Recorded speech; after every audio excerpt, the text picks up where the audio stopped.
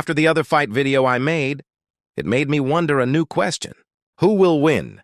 Every star and every rogue planet versus our supermassive black hole. Our supermassive black hole is called Sagittarius A.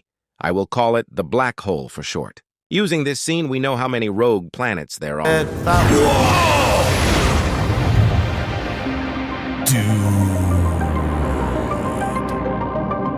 To answer your question, trillions. Although how many trillions is never said, it's safe to assume around 3 trillion. Most rogue planets are Jupiter-sized, but we are going of solar balls, and these rogue planets look Earth-sized, so they're most likely Earth-massed. Jupiter has 318 Earth mass, so if we divide 3 trillion by 318, we found out how much 3 trillion Earth mass is in Jupiter mass, which is about 9.43 billion. Yeah, that's a lot of mass.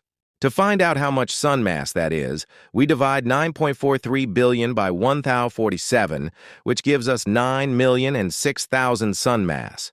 So we now know that the rogue planets have around 3 trillion Earth mass, 9.43 billion Jupiter mass, and 9 million sun mass. I added a poll on my channel whether I should use all stars or only the stars in solar balls. Only ones in solar balls ended up winning, but I will give the stars and rogue planets a chance by allowing the supergiant that supernovaed in this scene. It's going supernova! Okay, I'm See ya, baby We star. gotta go! Hello? Are you in pain? Run, little one. Hello? No! Don't go to sleep! Please! I don't want to be alone!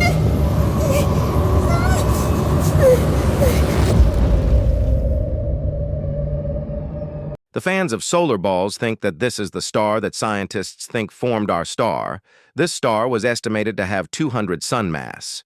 However, even all the stars in solar balls won't even make 300 sun mass, so we can forget the stars fully. Our only hope to beat the black hole is the rogue planets, but let's find out key factors about this black hole. A supermassive black hole has an orange ring around it. The one that this black hole has is around 10 billion degrees Celsius. This will melt anything that somehow survives its Roche limit. The black hole has around 4 billion Jupiter mass. When we divide that by 1047, which gives us 3.8 million, this tells us that this black hole has 3.8 million sun mass. A lot of mass, but not nearly as much as the 9 million sun mass that the rogue planets have. Most people would think, oh, rogue planets got more mass, they win, black hole loses. But this is not true at all, not even close to being true. The key factor when it comes to fights in space is abilities. More mass is an advantage, but abilities is more when fighting in space. In the 30-second preview, we hear they bring 2,000 rogue planets. However, they are still likely to struggle due to the sun's abilities, which we see in this scene.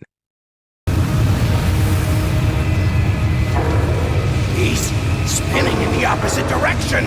Wait, are we decelerating? The sun has so much mass that its fast spin is affecting space-time around it. Space-time?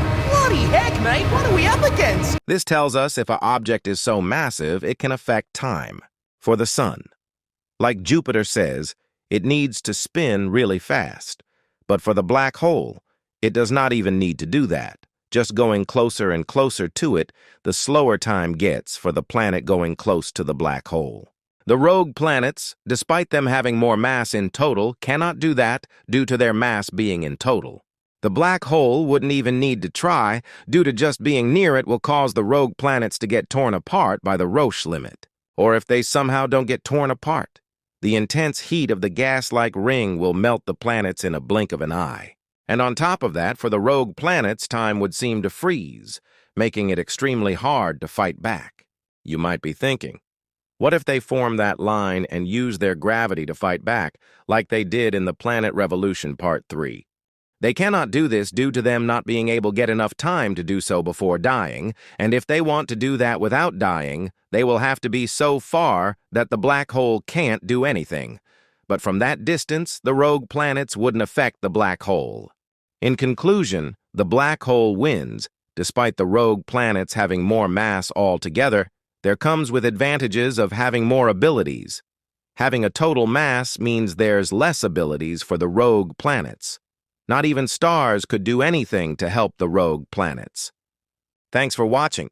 These videos are more of a filler to get more videos in before my series comes out. However, I enjoy making these, so they might become a full series. Also, they are quite easy to edit, just hard coming up with ideas. Anyway, thanks for watching, and I'll see you all in the next video.